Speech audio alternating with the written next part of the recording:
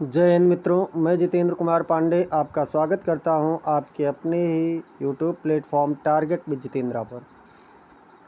मित्रों, हम लोगों ने गंगा नदी तंत्र पढ़ लिया है, ब्रह्मपुत्र नदी तंत्र पढ़ लिया है और उत्तर भारत के नदी तंत्रों में अगर हम लोग देखें तो सिंधु नदी तंत्र एक जो कि बहुत ही महत्वपूर्ण है, इसे आज हम लोग पढ़ेंगे। और ख़ास बात यह कि सिंधु नदी तंत्र आपका भारत और पाकिस्तान दोनों देशों के लिए बहुत ही महत्वपूर्ण है।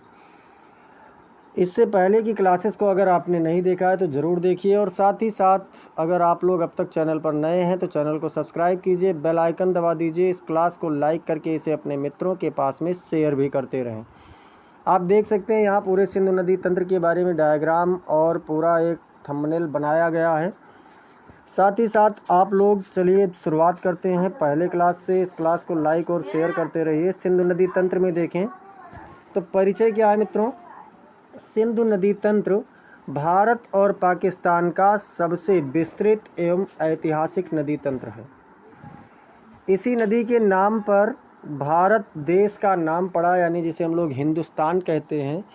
तो हिंदुस्तान जो पड़ा है ये सिंधु नदी के तंत्र पर ही पड़ा है, हिंदी सिंधु नदी का नाम पर ही पड़ा है। यानी देखें तो इसका बहुत ही ऐतिहासिक महत्व है।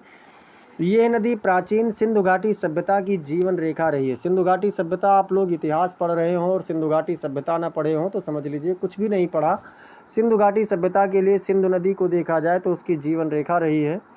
चलिए हम लोग देख लेते हैं कि सिंधु नदी का उद्गम स्थल कहाँ से है। तो सिंधु नदी का उद्गम तिब्बत में मानसरोवर झील के निकट सिंगी खम्बान हिमनद से हुआ है, जिसे प्रारंभ में क्या कहते थे, सेंगे खम्बाब इसको कहते थे। अगर हम लोग प्रवाह पथ की बात करें मित्रों तो ये आपकी जो तिब्बत के मानसरोवर के सिंगे खवाब स्थल से निकलती है, उसके बाद सीधे लद्दाख क्षेत्र में प्रवेश कर जाती है और भारत में लद्दाख से प्रवेश करते हुए ये आगे पाकिस्तान में बहते हुए जाती है और अंत में अरब सागर में जाकर के गिर जाती है।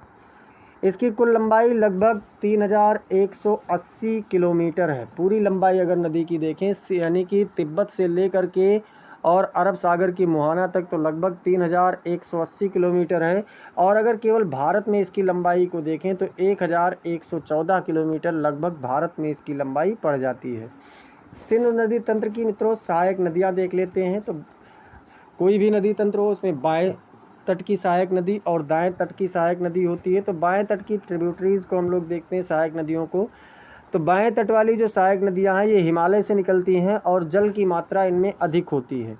ऐसी कौन कौन सी नदियां हैं मित्रों, तो झेलम है, चिनाब नदी है, रावी है, ब्यास है और सतलज है। और ख़ास बात ये पाँच की पाँचों नदियां पंजाब प्रांत से होकर के बहती हैं, इसीलिए उसका नाम पंजाब भी कहा पड़ता है। इन्हें सामूहिक रूप से पंजाब की 5 नदियां भी कहा जाता है। अब बात करें हम लोग दाएं तट की नदियों में, तो दाएं तट की नदियों में मित्रों ध्यान रखना है, बाएं तट की नदियां हिमालय से निकलती हैं और ज़्यादा मात्रा में जल लेकर के जाती हैं। और दाएं तट की नदियां जो होती हैं अपेक्षाकृत छोटी हैं और शुष्क क्षेत्र से आती हैं, इसलिए जल की मात्रा कम लेकर के आती हैं। जिसमें प्रमुख रूप से अगर देखा जाए तो होती है श्योक नदी, गिलगित नदी, फुंजा नदी और काबुल नदी। ये सभी नदियाँ कहाँ से आती हैं, तो ये सभी नदियाँ दाएं तट से आती हैं। प्रमुख विशेषताएं अगर देखें मित्रों तो यह एक हिमालयी नदी तंत्र है। प्रमुख विशेषताओं में क्या है कि हिमालयी नदी तंत्र है, जल की मात्रा इसमें वर्ष भर बनी रहती है और मैदानों में पहुंचते ही नदी की गति धीमी हो जाती है। चूँकि पर्वतीय क्षेत्र पर ढलान ज़्यादा होती है इसलिए तीव्र गति से बहती है, लेकिन मैदानों में पहुंचते ही इसकी जो गति है वो धीमी पड़ जाती है। और पाकिस्तान में इसे कृषि सिंचाई की रीढ़ भी कहा जाता है।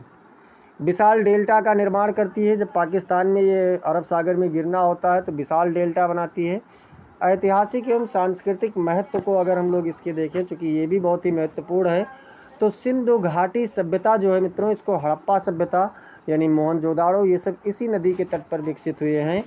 प्राचीन ग्रंथों में इसे सिंधु कहा गया, यूनानियों ने इसे इंडस कहा और इसी वजह से इंडिया नाम भी पड़ा है। अब देखिए अगर सिंधु नदी पढ़ रहे हैं तो सिंधु जल समझौता बहुत ही महत्वपूर्ण है, इंडस वाटर ट्रीटी, जिसके लिए आए दिन आप लोग सुनते होंगे कि सिंधु जल समझौता के तहत भारत अगर पानी रोक देगा तो पाकिस्तान बहुत परेशान हो जाएगा। तो भारत और पाकिस्तान के बीच में एक समझौता हुआ जिसमें मध्यस्थता की है विश्व बैंक ने। क्या समझौता हुआ कि भारत को जो 3 नदियां हैं, 3 नदियां मतलब रावी, ब्यास और सतलज, इनके पानी को भारत 90% यूज कर सकता है। लेकिन अगर हम बात करें सिंधु, झेलम और चिनाब की, तो सिंधु, झेलम और चिनाब में मित्रों इनके जल को पाकिस्तान 90% और भारत केवल 10% यूज कर सकता है। ये समझौता हुआ था। परीक्षा में पूछे जाने योग्य तथ्य अगर बात करें तो भारत का नाम किस नदी से पड़ा है, तो सिंधु नदी से, क्योंकि इंडस वैली या फिर जो यूनानी कहते थे, और सिंधु के नाम से हिंदुस्तान पड़ा। पंजाब की 5 नदियां किस तंत्र से संबंधित है, तो सिंधु तंत्र से। कौन कौन 5 नदियां हैं ये आप लोग कमेंट सेक्शन में बताइए। सिंधु नदी किस सागर में गिरती है, तो सिंधु नदी अरब सागर में गिरती है। सिंधु नदी का उद्गम स्थल कहाँ है, तो तिब्बत का मानसरोवर झील है, मानसरोवर क्षेत्र है। अगर एक पंक्ति में हम निष्कर्ष देखें तो सिंधु नदी तंत्र भारत पाकिस्तान का सबसे महत्वपूर्ण, ऐतिहासिक और परीक्षा की दृष्टि से अत्यंत आवश्यक नदी तंत्र है। तो ये तो रहा मित्रों हमारा सिंधु नदी तंत्र। अब उत्तर भारत के जो प्रमुख महत्वपूर्ण तीनों नदी तंत्र हैं, इनका एक मैराथन क्लास कल आप लोगों को दिया जाएगा। साथ ही साथ आप लोगों को बता दें मित्रों, अगर आप लोग चैनल पर नए हैं तो चैनल को ज़रूर सब्सक्राइब कर लीजिए। साथ ही साथ बेल आइकन दबाना ना भूलें। इस क्लास को आप लोग लाइक कर दीजिए और इसे अपने मित्रों के पास अधिक से अधिक शेयर कीजिए ताकि सबके पास पहुंच जाए। छोटी से छोटी परीक्षा और बड़ी से बड़ी परीक्षा में ये सभी प्रश्न पूछे जाने योग्य हैं। और कमेंट सेक्शन में आप लोग अपना फीडबैक बताते रहें। साथ ही साथ अगर कोई सुझाव है तो उसे भी कमेंट सेक्शन में बताते रहें। मिलते हैं फिर अगली क्लास में, तब तक के लिए जय हिंद, जय भारत।